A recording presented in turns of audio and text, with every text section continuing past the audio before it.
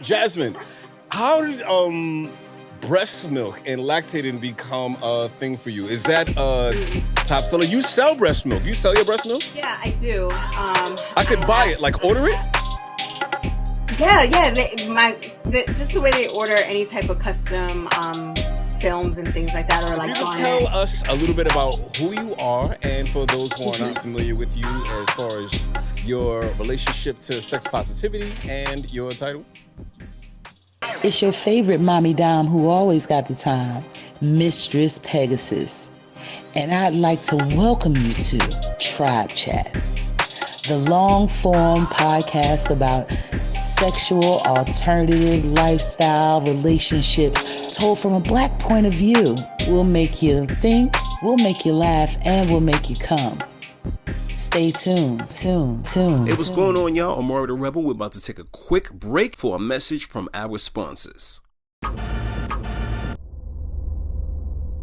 Get ready to level up with our advertising plan for our podcast, Spring Your Brand with Tribe Chat. We've got 3 fantastic options to help you reach our engaged audience. Silver Spring. It's affordable and effective. Your ad will be placed at the end of the show, grabbing attention as we wrap things up. With a cost of $30 to $35, a quick 10-second runtime. Golden Spring, want to grab attention midway through the show? This package is for you. We'll place your ad around the halfway mark. When our listeners are fully engaged, it'll cost you just $40 to $45, and it'll give you 10 to 15 seconds to make an impact. Or our Platinum Spring. This is the ultimate brand booster. Your ad will be placed closer to the beginning of the show, ensuring maximum exposure. Plus, you have the option to have Pegasus and Omari personally acknowledge your brand during the show. It's going to cost you maybe $50 to $60, but with a 10 to 20 second time run, you'll have plenty of time to shine. Tribe Chat. Stay tuned.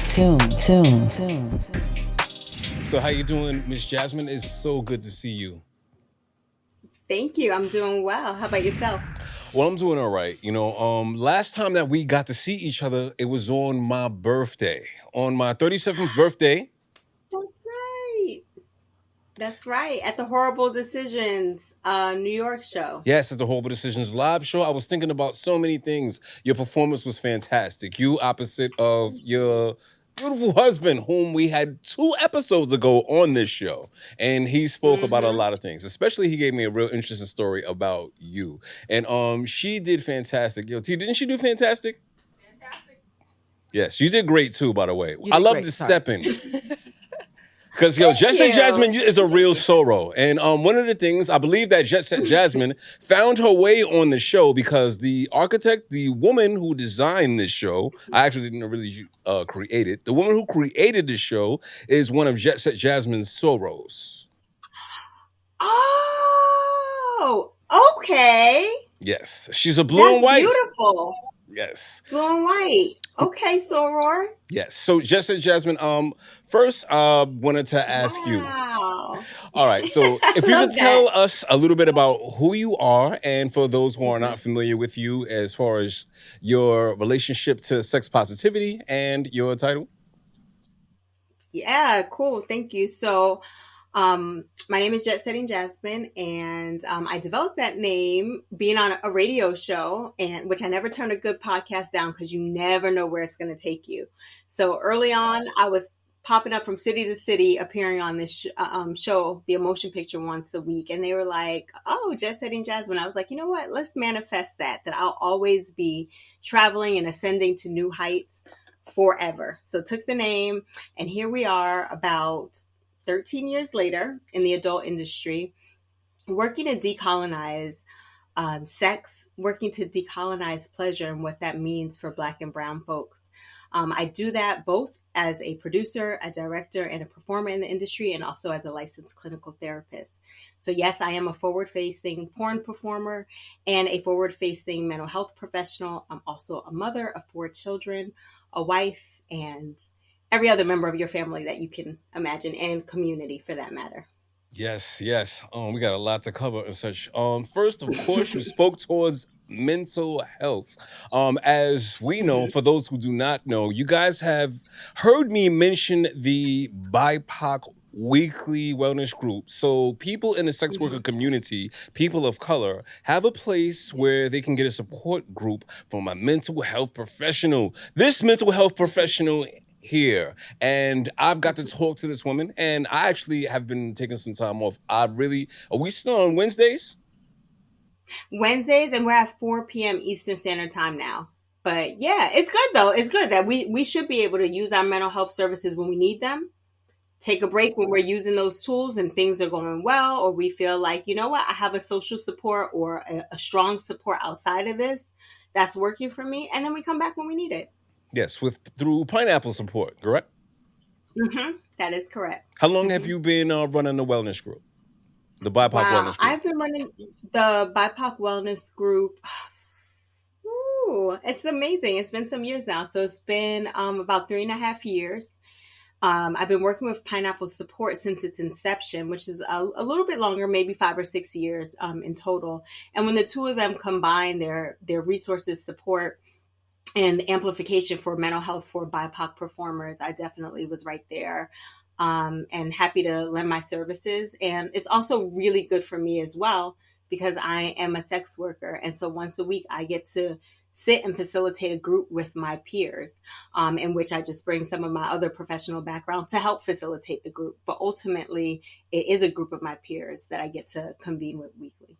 Yes, that has been a wealth of information as well as a safe space to help me sort through certain issues. Even, I got to thank you again for helping me put together the presentation for Exotica. I couldn't have done it without you. So I'm so happy. I mean, being able to witness your career just grow leaps and bounds and see you build your confidence, your knowledge base, your fan base, all of that stuff is it's been really wonderful. And just the support that your peers have given you through your time in the support group and the support that you've given them. Yeah. Hey, what's going on, y'all? Omari The Rebel. We're about to take a quick break for a message from our sponsors. Mark King Film Productions. Professional audio and video editing services. We provide podcast editing, video ads, social media ads, wedding videos and more. Follow us on Instagram, Mark King Film Productions, for all your editing needs. Mark King Film Productions. Yes. Also, so I want to talk a little bit more about your creation. I want to congratulate you on the recent Urban X Award that you won. And this is really interesting. There are layers to this. So that's King's Award. That is King. King has worked damn hard for that, for the pansexual artist of the year. I definitely have been supportive of his work behind the camera, sometimes in front of the camera, and his personal growth and journey. I feel like, you know, when family wins, we all win in that way. But I also, unlike most families, I get to see the amount of work that he pours in to his brand, into his fans, into his craft. So I really feel like that one, that's his. That's all him. It's all him.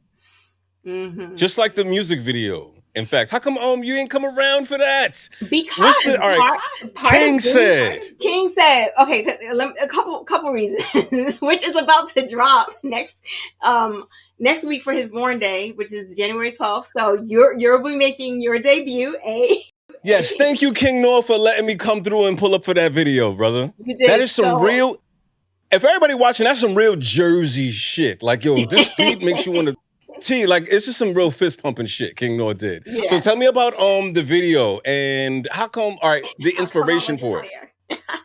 Yes. Well, a couple reasons. One is King had a vision. He had it set, like what he wanted. So in terms of like needing some of the support that we tend to lend each other, I didn't feel like that was necessary. He really knew exactly how he was going to execute it. He was working with a director that he's worked with in the past before. Rock, and they were able to create like they've done in the past. So it's really good when somebody's got a good creative flow, I don't necessarily got to be at the party. And then to be that supportive partner that we like to be to each other, it was easier for me to stay home with the kids manage everything that was going on with our home calendar so that he could be there and be focused on the talent, his own craft, you know what I'm saying, and make sure that it went off without a hitch. I will be there for as many live performances as I could possibly be. I will be there for the life of the song. So the video is one thing that I was happy to be able to support in a different way. And getting to see it, I'm like, yeah, y'all didn't miss a beat at all. He had all the right people there, all the right elements. It looks so dope.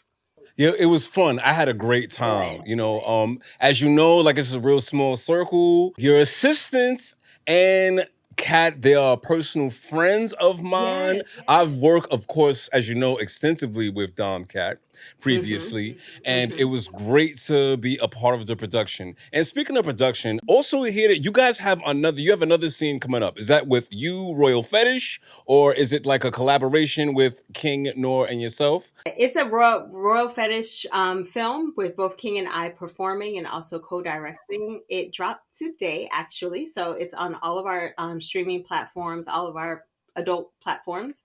And this one is a foursome that we did with two other performers, Lana Ryder and Eros Orisha, out in Las Vegas. It's called Pleasure Podcast because it starts like this and it ends a little bit sweatier, wetter. I didn't see any microphones. All I saw was, T, there's no podcasting. It's fucking and sucking. And in the caption, she's talking about fucking, sucking, and breast milk. There's titty milk. How you life force energy.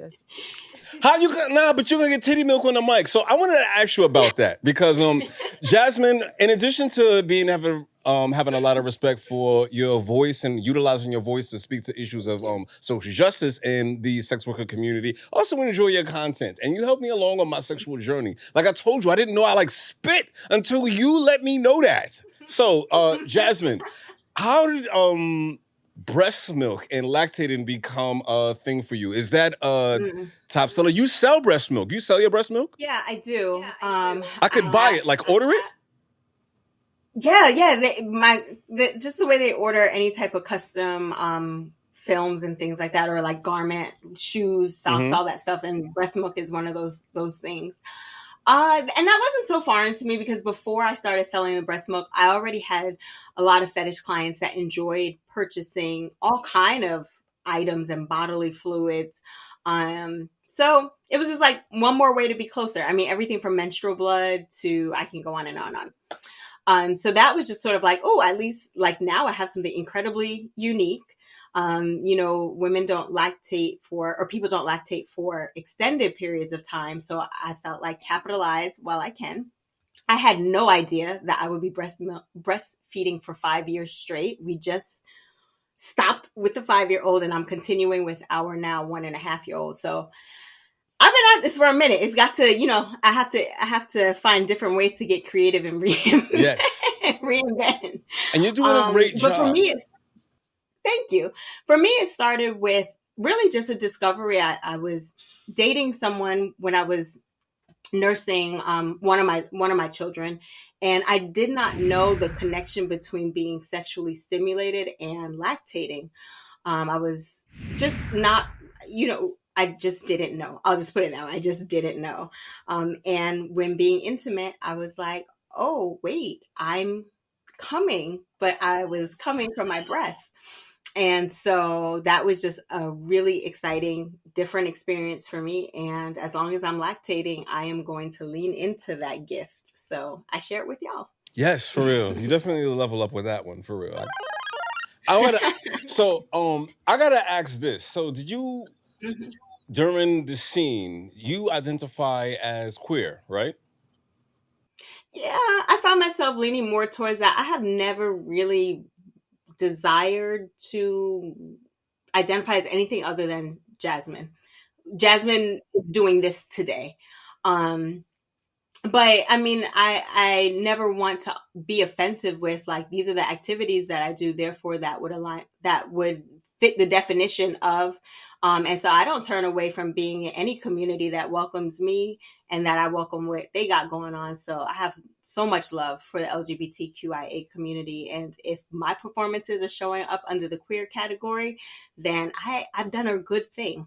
I have done a good thing. I hear that. I want to move forward, I just want to switch gears before we get going. I know we got a little bit of subject to cover. I spoke to King Noor about this. This is a subject matter that comes up a lot because our platform is about alternative sexuality from the Black perspective. And this is something I was thinking about. Yucking people's yum. My homeboy, Rocco, who shot the intro for season 3, shout out to Rocco. He spoke about yucking people's yum and then how unbecoming it is when you're trying to get to know people. Does now I've been very vocal about my personal distaste for the kink of race play. So I want to ask you, Jasmine, as a sex worker and somebody who has put a substantial amount of work in the social justice space and sex work and sex positivity, am I yucking people's yum by being critical about race play? So, by definition, yes. If anybody enjoys something, whether we deem it good or bad, if we're saying ew, then we are yucking their yum. That's no, like, taking away what the topic is, how right or wrong it is, where you are on your moral compass, in your range of acceptability. It doesn't matter. Someone likes it, you don't. You vocalize it, you are yucking their yum.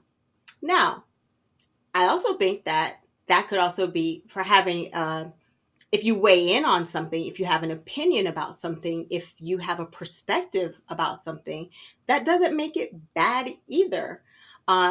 Do people want to hear your perspective opinion?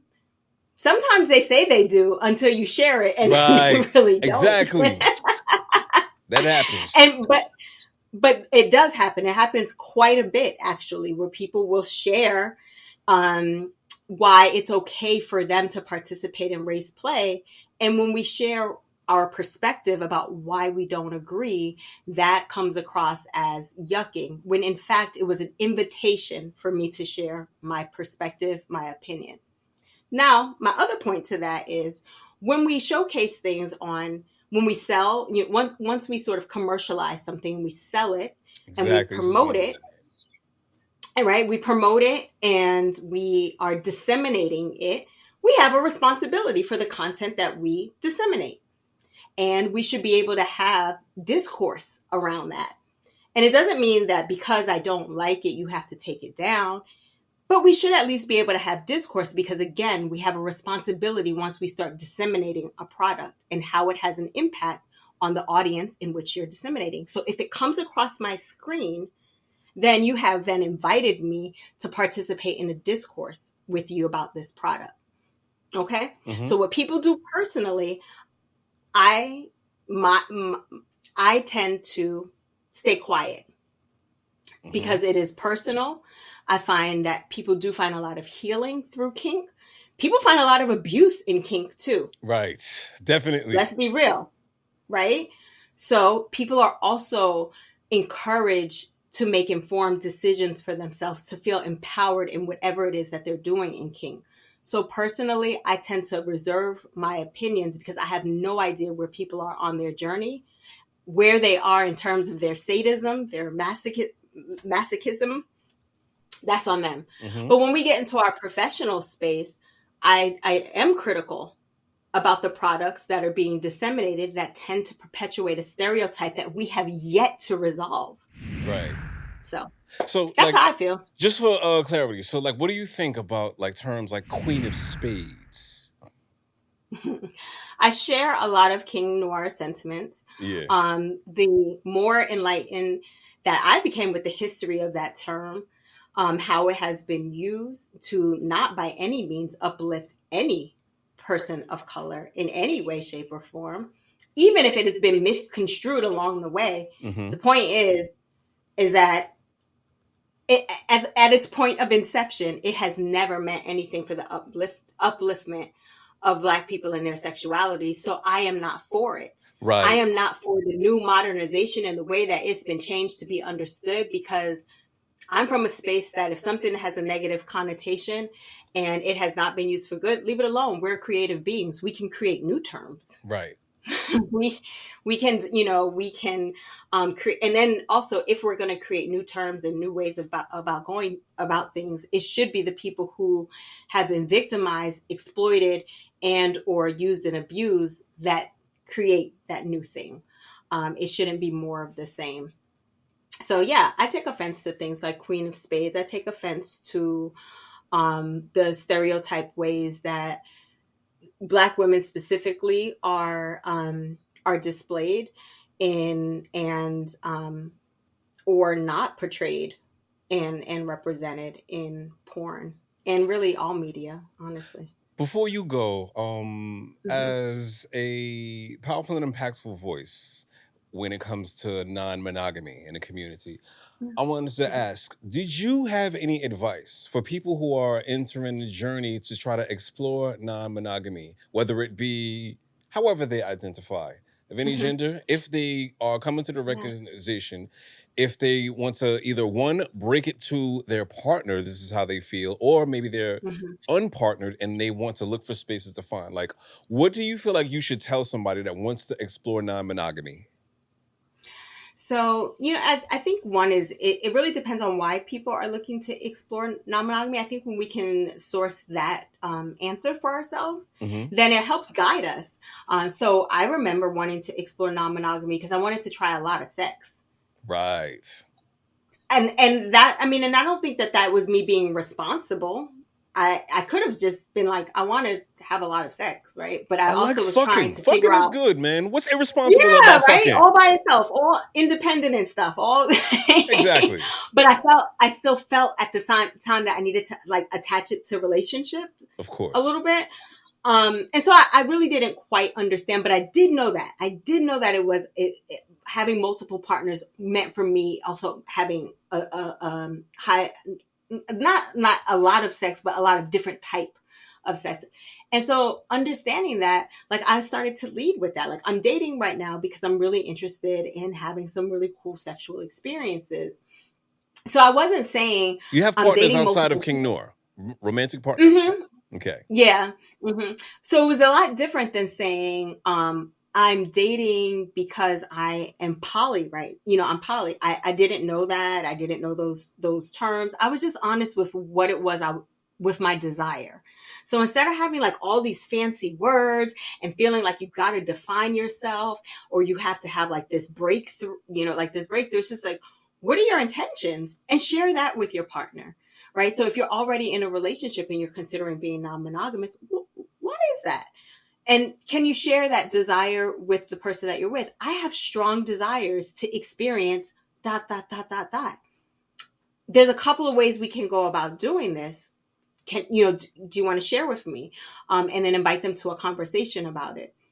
If you're solo out there and you're like, I want to try non-monogamous, consensual non-monogamy, then go on the sites where people are specifically, not looking for like, I don't know what Plenty of Fish is anymore, but like they're not looking for like long-term relationships with one person. Right. Or we're not looking for these partnerships, these actual relationships on like hookup sites. So there's, I don't know all of the sites that are out there now. I'm not Well, so great with Field is them. out there. There's a couple Thank more, you. Tinder and such. And actually, we did some coverage. Tinder is a little, Yeah. right? Tinder is a little There's fast. It's a Grindr. little like, oh, Grindr is like real fast turnover. Yeah. Right? Well, Grindr is for a specific niche, I think. Yeah. But it's not like, you know how we used to have like a range, like, oh, these ones, because you really trying to find somebody to marry.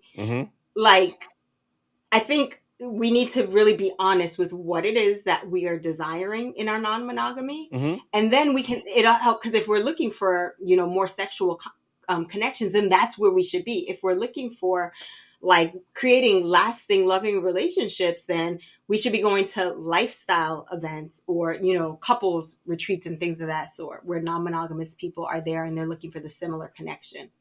That's my thought. Didn't you meet King Noor at work? Didn't you? He told me that you hired him, and that's how you met him. So, okay, in my last 2 minutes, I'll actually share. We first met on a podcast.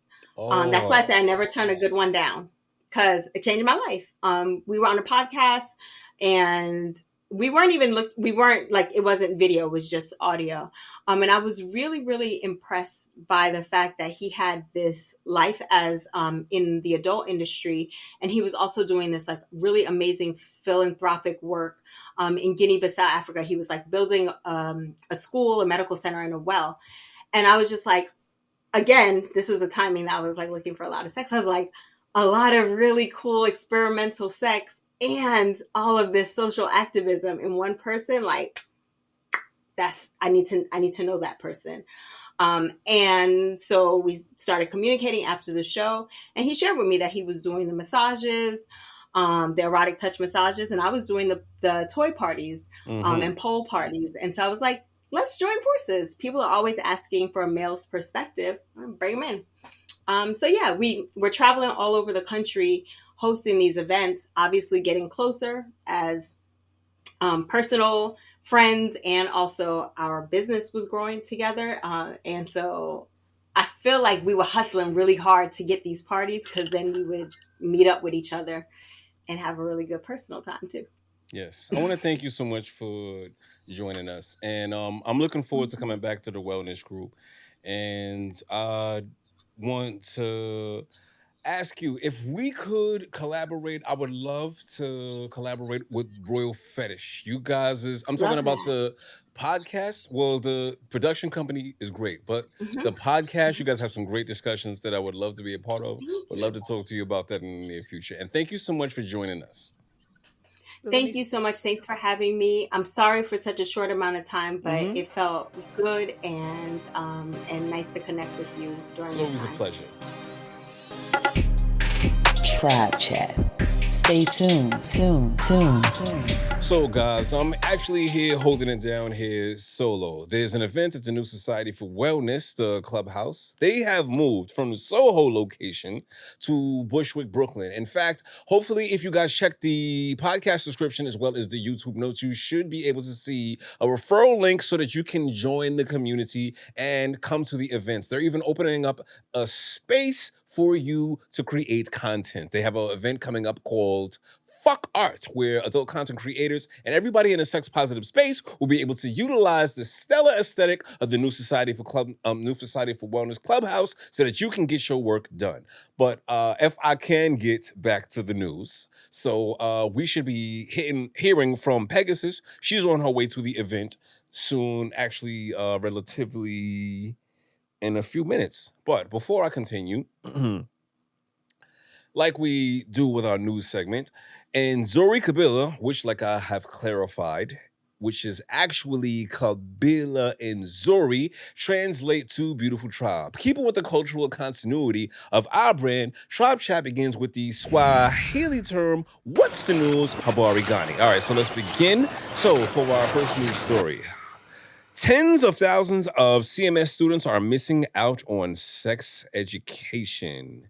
This actually sticks out to me because Charlotte, North Carolina is where I met that Soror, the woman who designed this podcast. I met her in Charlotte, North Carolina. My mother also lives in Charlotte, North Carolina right now. So Charlotte, North Carolina, Queen City News, tens of thousands of Charlotte-Mecklenburg students aren't getting screened for health issues, and they aren't learning about sex education either. God damn it. This sounds like that critical race theory bullshit. It's a new concern for North Carolina lawmakers implemented what's known as the Parents' Bill of Rights. This sounds like some goofy conservative shit. And North Carolina Senate Bill 49 started in August and is designed to give parents more power over classroom materials. It not only requires teachers to notify parents if their kids ask to use different names or pronouns. God damn. But it also orders districts to create a system where parents can easily dispute the books. Yo, I talked to King Noor about this, and what I did say, and a matter of fact, I didn't get the chance to talk to Jetsetting Jasmine about that. There's a whole lot of bullshit around a pushback to try to get control over the education and fear of what exposing things to children can do. Moving forward, LinkedIn is slowly becoming an app for finding love. Yo, the internet is a hotbed of romance. While there is no shortage of dating apps out there for you to try, there seems to be an interesting trend happening where people are using popular professional workplace social media application LinkedIn to find love.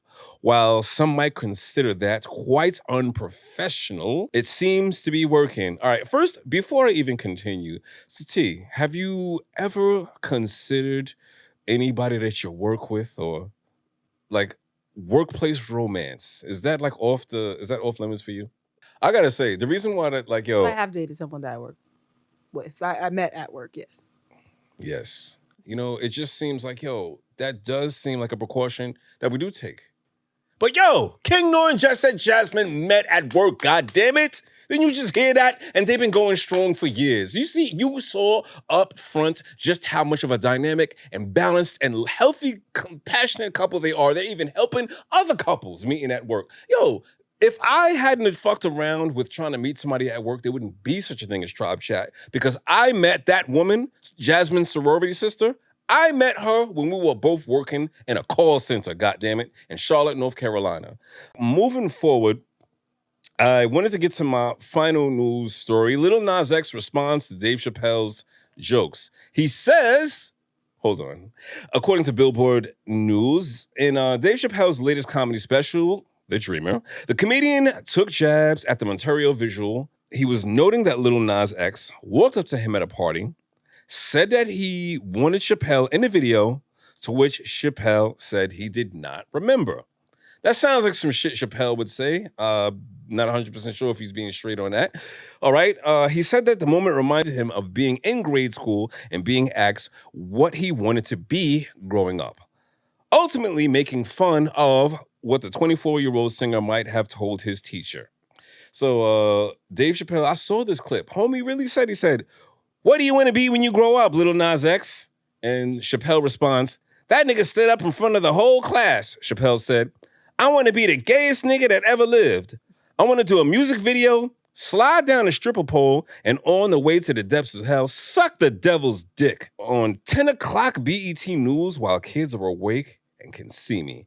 Shockingly, that was the only dream that worked out. And actually, everybody laughed at that. I'm surprised that people laughed at that in 2023. Well, then again, if you already going to Dave Chappelle's show, I guess you wouldn't be that surprised. Upon seeing the clip on Wednesday, January 3rd, Lil Nas X took to X, formerly Twitter, to respond, "Y'all gotta let my name go. Me and the devil broke up 3 years ago. Y'all acting like children."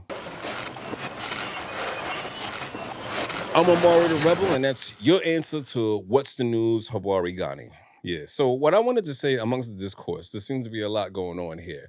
So amongst the conversation about Dave Chappelle's attack on the trans community, one thing I just don't understand, and why he would put himself in that position, to keep constantly, perpetually pushing the same hot button topic that puts his ass in perpetual hot water. Chappelle actually has garnered abundance of responses, even from a famous comedian, trans comedian. She happened to respond to him on TikTok, right?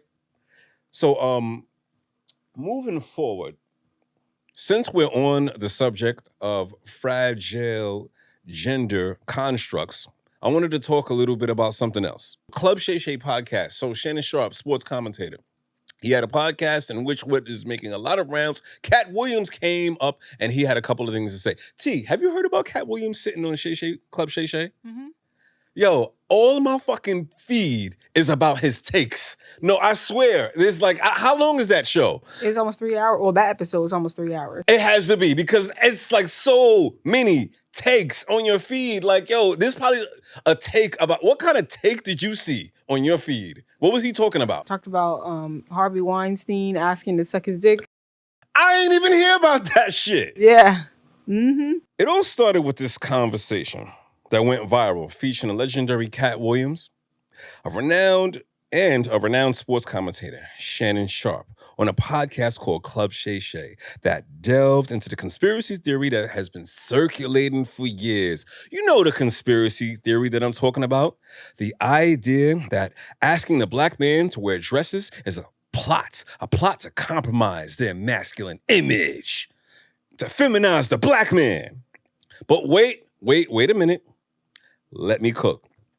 So, enter Brandon Timothy Jackson, American actor and stand-up comedian. You just might recognize from his semi-forgettable roles in films like Roll Bounce, Tropic Thunder, where Robert Downey Jr. was wearing a blackface, that movie. However, one particular film stands out from the West.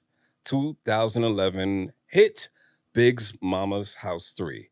The least popular of the trilogy and the least watched and the most underwhelmingly performed at the fucking box office.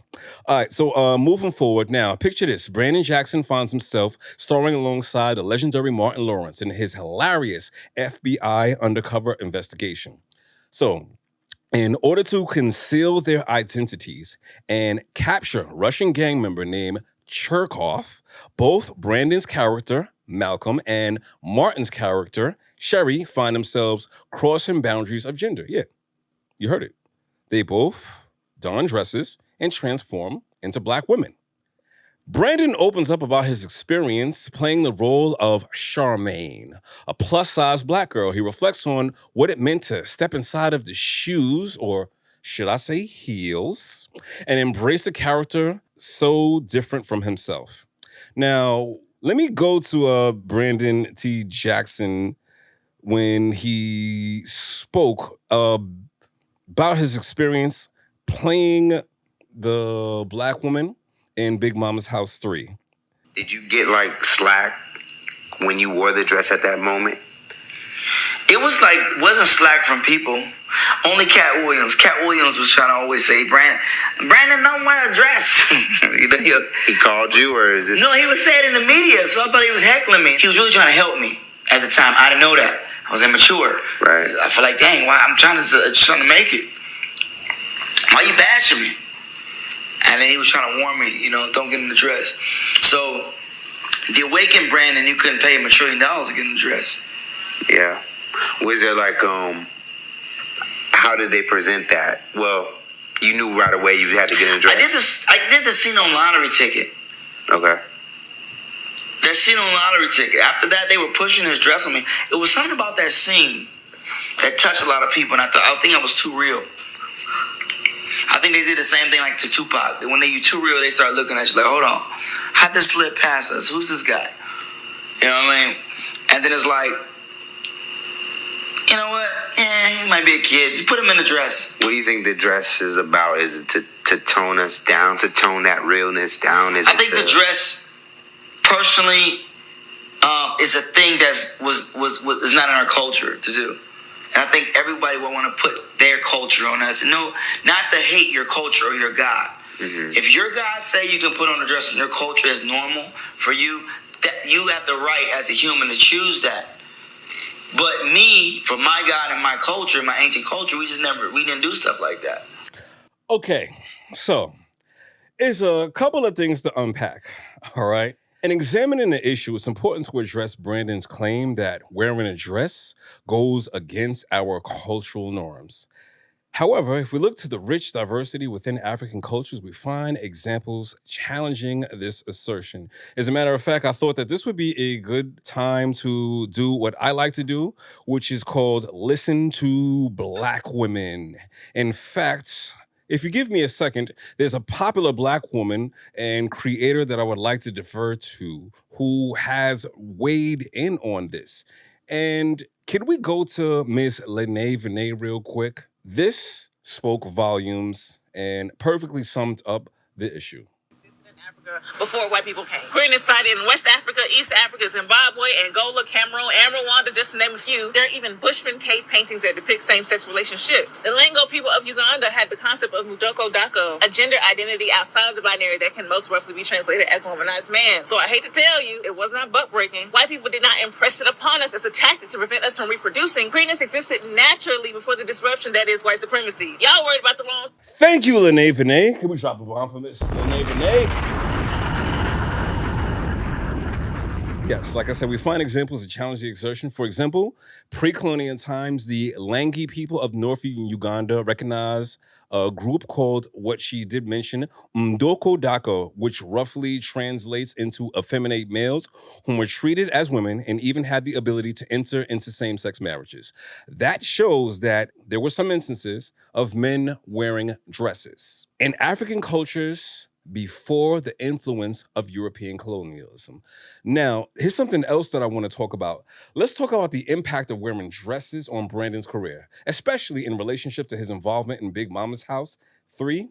When we look at the history of dressing up in drag and black comedy, we see that it actually has been a catalyst for success of many black comedians. Iconic figures like Martin Lawrence, Jamie Foxx, and Tyler Perry have all played characters in drag in their performances in both television and cinema. In fact, Tyler Perry in particular has achieved remarkable success, grossing over $1 billion, providing opportunities for black actors and professionals in Hollywood. This suggests that wearing a dress did not hinder Brandon's career progression. However, it is important to shift our focus to the impact on the individuals affected by his practice. Placing black men in dresses is a form of humor that can perpetuate harmful stereotypes that devalue and demean black women. These stereotypes portray black women as loud, abrasive, ghetto, while also suggesting that they are less feminine compared to their white female counterparts. This degrading portrayal of black women has proven to be lucrative, as seen in Martin Lawrence's use of the term Big Shirley to mock his friend Cole for dating a full-figured black woman. Recent discussions surrounding the remake of The Color Purple have shed light on the issue of underpayment and underrecognition faced by black women in television in Hollywood. Prominent actress Taraji P. Henson has been vocal about the unequal distribution of financial resources and limited opportunities for black women in producing, directing, being in the mainstream attraction in mainstream entertainment products. It's worth noting that Taraji P. Henson would likely achieve greater financial success and recognition if she were to portray a black man in a dress, mocking her own identity as a black woman. This raises questions about the industry's treatment of black women and the need for greater support and recognition for their contributions. So what I would say is this, though. To truly embody masculinity as strong black men, it's important to stand in solidarity with women like Taraji P. Henson and Monique, who bravely speak out about being overworked and underpaid. We should also question why it took so long for Saturday Night Live to recruit another talented black woman as a permanent cast member. And we need to offer unwavering support to the black women who shared the experiences of victimization of powerful men like Diddy and Cosby. By engaging in candid conversations about the challenges faced by black women with the entertainment industry and society, all while wearing dresses, we can gain a deeper appreciation for the dress as a symbol of strength, courage, endurance, traditionally associated with masculinity, which these virtues are. In our pursuit of a more equitable and inclusive society, it's crucial to critically examine and challenge narratives that perpetuate harm and oppressive systems. Together, we can further where everyone's talent and contributions are valued and celebrated. But I gotta say this, in mentioning this, there will still be abundance of people who will still cling to the archaic notion that the masculinity of black men is so malleable that it can be under attack by an actor in a fictional role playing a dress. Well, listen, on Tribe Chat, we actually have a special song. We have a special song dedicated to highlighting the exceptional brilliance of geniuses just like you. Let me play that song for y'all real quick. You are an idiot! All right, y'all. So, like I said, I want to thank you guys for letting me into your living rooms and letting me to speak to you. I want to thank Jetsetting Jasmine, Royal Fetish, for sharing some time with us. And I want you guys to like and subscribe. Make sure that you add us to your playlist everywhere that you can consume your podcast platforms. And make sure you hit the bell on YouTube so that you can get the notifications for every time we get a new episode. Follow us on Instagram. That's NK Swinger. That's Kabila and Zuri on Twitter, and Nzuri.Kabila on Facebook. Ask about our mailing list. And guys, make sure that you come out to the New Society for Wellness Sex Club location in Bushwick, Brooklyn. Yo, we're going to be launching all new events. Every Saturday is the play party, and we will be, as soon as I turn these cameras off, I'm about to go link with Pegasus right now for the Send Noobs events, events about introducing people into the lifestyle and giving them the tools so they can explore sexuality and non-monogamy safely. All right, y'all. My name is Omari The Rebel, and this is Tribe Chat. And thank y'all for letting me be a part of your evening or daytime, whatever the fuck time it is, y'all. So tap in with us. Hey, y'all, thank y'all so much for joining our show, Tribe Chat, and you guys have a good night.